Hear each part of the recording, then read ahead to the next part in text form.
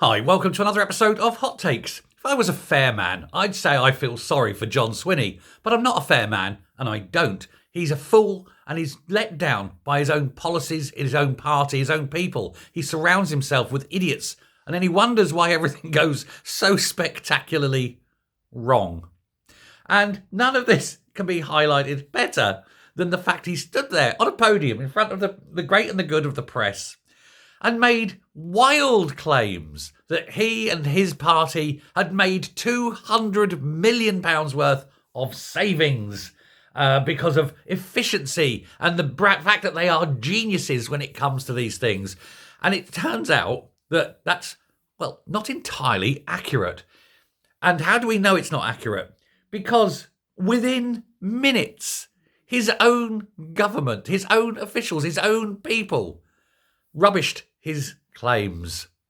And they said that these savings weren't 200 million at all. It was less than half of that. And that the figures he gave were for over a 2-year period. And also that other costs have risen. So while he saved 200 million here, it's actually cost even more money over there.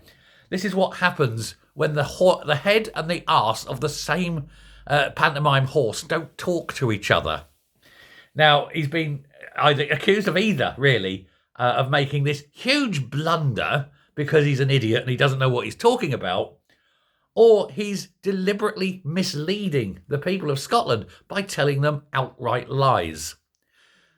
It could be either, couldn't it? Let's face it. If either of them were right, you wouldn't be surprised.